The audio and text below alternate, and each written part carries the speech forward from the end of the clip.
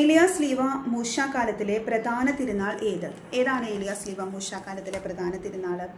ഏലിയാസ് ലീവ മൂശാകാലത്തിലെ പ്രധാന തിരുനാളാണ് കുരിശിന്റെ പുകഴ്ചയുടെ തിരുനാൾ. Page number 92. September 14 തീയതിയാണ് ഈ തിരുനാൾ സഭ ആഘോഷിക്കുന്നത്. അപ്പം കുരിശിന്റെ പുകഴ്ചയുടെ തിരുനാൾ എന്നാണ്? സെപ്റ്റംബർ 14. ഓക്കെ. ഏലിയാസ് ലീവ മൂശാകാലത്തിലെ പ്രധാന തിരുനാൾ ഏതാണ്? കുരിശിന്റെ പുകഴ്ചയുടെ തിരുനാൾ.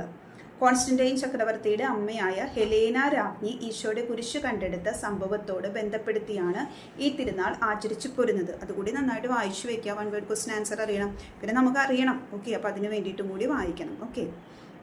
പിന്നെ മിശിഹായുടെ രണ്ടാമത്തെ വരവിൽ ആകാശത്തിൽ പ്രത്യക്ഷപ്പെടുന്ന മനുഷ്യപുത്രന്റെ അടയാളം മഹത്വപൂർണമായ കുരിശായിരിക്കുമെന്ന് ആദിമകാലം മുതൽ. അത് എഴുതണമെന്നില്ല, ജസ്റ്റ് ടീച്ചർ വായിച്ചു എന്ന് മാത്രം. ഈശോ രണ്ടാമത് വരുമ്പോൾ ആകാശത്തിൽ പ്രത്യക്ഷപ്പെടുന്ന അടയാളം എന്തായിരിക്കും?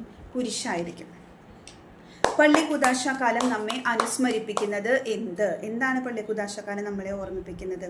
4 ആഴ്ചയാണ് പള്ളിക്കുദാശക്കാലത്തിലുള്ളത്. മിശിഹ തൻ്റെ മണവാട്ടിയായ സഭയെ അവസാന വിധിക്ക് ശേഷം പിതാവായ ദൈവത്തിന് സമർപ്പിക്കുന്നതിനെയാണ് ഈ കാലത്തിൻ്റെ ആരംഭത്തിൽ തന്നെ നാം അനുസ്മരിക്കുന്നത്. യുഗാന്ത്യത്തിൽ സഭ തൻ്റെ മക്കളോടൊപ്പം സ്വർഗീയ ജെറുസലേമാകുന്ന മണവറയിൽ തൻ്റെ വരനെ കണ്ടുമുട്ടുന്നു. വരാൻ പോകുന്ന നിത്യ സൗഭാഗ്യത്തിൻ്റെ മുന്നാസ്വാദനം അല്ലേ? അപ്പോൾ ഈശോയുടെ രണ്ടാമത്തെ വരവും അത് കഴിഞ്ഞിട്ട് സഭയെ, ഈശോയുടെ തിരഞ്ഞെടുക്കപ്പെട്ട ജനം അല്ലെങ്കിൽ നന്മ ചെയ്തവർ, അവരെ ഈശോ പിതാവായ ദൈവത്തിന് സമർപ്പിക്കുന്നു. തൻ്റെ മണവാട്ടിയായ സഭയെ പിതാവായ ദൈവത്തിന് സമർപ്പിക്കുന്നു. അതെല്ലാം പിന്നെ ഈശോയോട് ഒത്തുള്ള ആ ഒരു നിത്യ ജീവിതം, ഇതിൻ്റെ എല്ലാം ഒരു ഓർമ്മപ്പെടുത്തൽ, അല്ലെങ്കിൽ നമ്മളതൊക്കെ ഒന്ന് മുൻപേ അത് ആസ്വദിക്കാൻ തുടങ്ങുന്ന ഒരു കാലഘട്ടമാണ് ഇത് പള്ളിക്കുദാശ കാലം എന്ന് പറയുന്നത്. ഓക്കെ. പിതാവിൻ്റെ വലതുഭാഗത്ത് മഹത്വപൂർണനായി വാഴുന്ന ഈശോയെ സൂചിപ്പിക്കാനാണ് സ്വർഗത്തിൻ്റെ പ്രതീകമായ മദ്ബഹായിൽ ദൈവത്തിൻ്റെ സിംഹാസനമായ ബലിപീഠത്തിൽ ദൈവവചനം പ്രതിഷ്ഠിക്കുന്നത്. ഓക്കെ. അത് ജസ്റ്റ് ഞാൻ വായിച്ചു എന്നുള്ളത് മാത്രമേ ഉള്ളൂ കേട്ടോ. നിങ്ങളത് വായിച്ചു നോക്കണേ.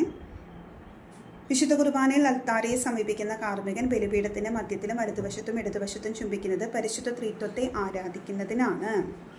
ഓക്കെ. അപ്പം ഏറ്റവും പ്രധാനപ്പെട്ട തിരുനാൾ ഏതാണെന്നാണ് പറഞ്ഞത്? കുരിശിൻ്റെ പുകഴ്ചയുടെ തിരുനാളാണ്. പള്ളിക്കുദാശ കാലത്തിൽ 4 ആഴ്ചയാണുള്ളത്. ഈശോ തൻ്റെ മണവാട്ടിയായ സഭയെ ആർക്ക് സമർപ്പിക്കുവാണ്? പിതാവായ ദൈവത്തിന് സമർപ്പിക്കുവാണ് ഈശോയുടെ രണ്ടാമത്തെ ആഗമനത്തിന് ശേഷം. അതിൻ്റെ ഓർമ്മ ആചരിക്കുന്ന സമയമാണ് ഇത് പള്ളിക്കുദാശ കാലം എന്ന് പറയുന്നത്. സ്വർഗത്തിൻ്റെ പ്രതീകമാണ് മദ്ബഹ അല്ലേ? അവിടെ ദൈവത്തിൻ്റെ സിംഹാസനമാണ് ബലിപീഠം. അവിടെ ദൈവവചനം പ്രതിഷ്ഠിക്കുന്നുണ്ട്. അതെന്താണ്? ഈശോയെ സൂചിപ്പിക്കുന്നു. പിതാവിൻ്റെ വലതുഭാഗത്ത് എഴുന്നള്ളിയിരിക്കുന്ന ഈശോയെയാണ് അത് സൂചിപ്പിക്കുന്നത്. ഓക്കെ. അപ്പോൾ ചാപ്റ്റർ നന്നായിട്ട് വായിക്കണം.